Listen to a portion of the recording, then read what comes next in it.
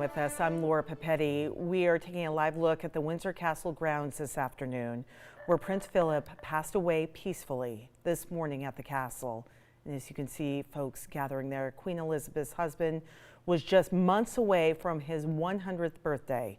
CBS's Inslee reports now from Windsor, England. Signs of a nation in mourning. The flag at Buckingham Palace flies at half-staff. The news of Prince Philip's death posted at the gates. The 99-year-old royal passed away peacefully this morning at Windsor Castle. Prince Philip earned the affection of generations here in the United Kingdom, across the Commonwealth and around the world. Prince Philip, also known as the Duke of Edinburgh, was last seen in public a few weeks ago after he spent a month in the hospital for an infection and a heart condition. He was the longest royal consort in British history and was at Queen Elizabeth's side for more than 7 decades. Historians say the prince will be remembered for both his charm and, at times, controversial comments. He was probably the most good-looking royal in history, but at the same time, he had his opinions. He knew what he was thinking. He was never easily swayed. And so she could depend on him in a way that no one else could. People are already laying flowers here at Windsor Castle. This is where Prince Philip spent much of the pandemic with the Queen. He was one of the best royals, if I'm honest, you know what I mean, kind of thing, had a great character, charisma. The Greek-born aristocrat, who served in World War II, retired from public engagements several years ago. He carried out more than 20,000 of them on behalf of the Crown. Ian Lee, CBS News, Windsor, England. And because of COVID restrictions, royal officials say Prince Philip will not have a state funeral, nor will he lie in state for the public to pay their respects before his funeral, which will be happening at St. George's Chapel at Windsor Castle. All right, it is 12:03 right now. Happening today, Washington Governor Jay Inslee is visiting the Spokane Arena this afternoon. The last time the governor visited Spokane was for a tour of schools, and that was back in February, checking on how the return to in-person learning was going for us here on the east side of the state. Now, Safeway has taken over operations at the arena. It was previously run by Chaz Health. During a press conference on Thursday, the governor mentioned overall trends are looking up for the state, but there has been a bump in the data that may push some counties back into phase 2. This letting our guard down is really, really dangerous, and we believe it is one of the reasons these numbers are increasing. So this is a critical moment, as it has been all year, to remain committed to those non-pharmaceutical interventions. The vaccine's great, but if these numbers skyrocket, that vaccine is not going to bail us out.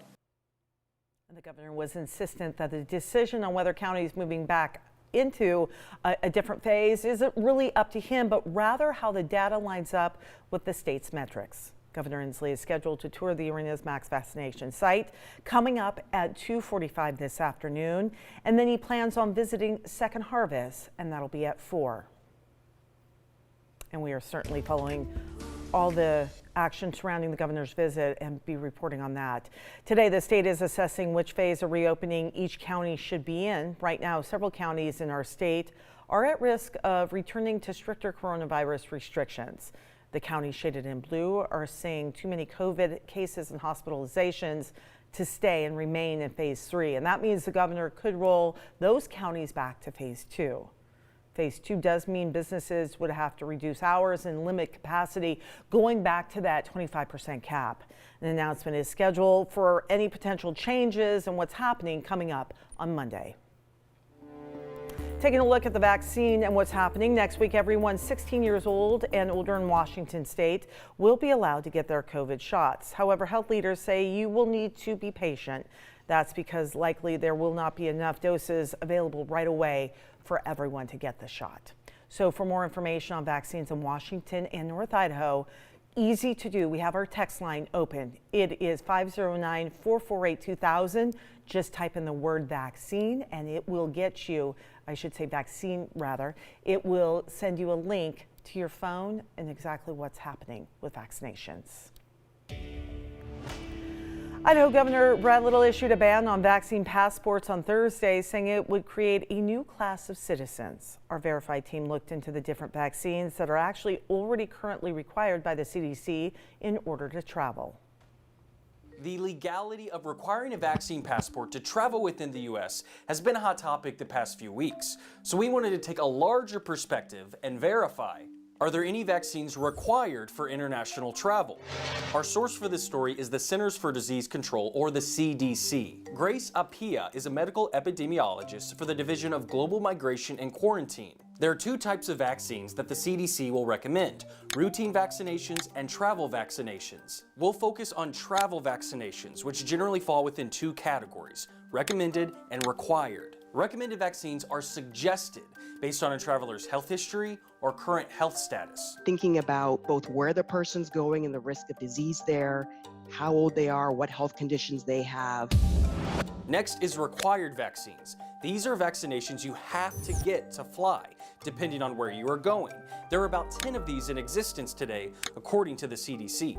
The countries are typically the ones that make the requirement. If you don't have proof when you land, you could be turned away, or in some instances, be offered the vaccine on site. When it's required, it's saying that someone coming from a place that's at risk is not going to introduce it into this new destination, or if you travel there and they have the disease, that you are protected and you are also not going to take it back to your country where it is not a high-risk disease. So we can verify there are some vaccines required for international travel. All right, and taking a look now on the phases and what's happening. Spokane County is in, phase 3 and currently meeting metrics, but we are getting dangerously close to sliding back into phase 2. Here's a breakdown of what criteria is causing us to potentially make this jump back. So there's two main metrics Spokane County has to meet to be able to stay in phase 3. Here's what they are. 1, we need less than 200 new cases per 100,000 people over the course of 2 weeks. From March 24th through April 7th, we had 840 confirmed cases. The second metric, we need fewer than 5 new hospitalizations per 100,000 people over the course of just 1 week. Last time we checked, Spokane County was close to going above that new hospitalization number. The issue with the math is we're not sure exactly what population numbers or the date ranges the state will be looking at. On Thursday, we spoke to Governor Inslee about the time frame of cases they will be using, and here's what he had to say at that time. Well, the numbers will be the most recent complete numbers that are available on Monday. So that's the numbers that will be making the call here. Now, there's incomplete numbers that come in for some period of time. We need to make decisions based on the complete numbers. Health experts say case numbers directly affects hospitalizations. The more cases, of course, we have, the more likely someone here has symptoms severe enough to go to the hospital.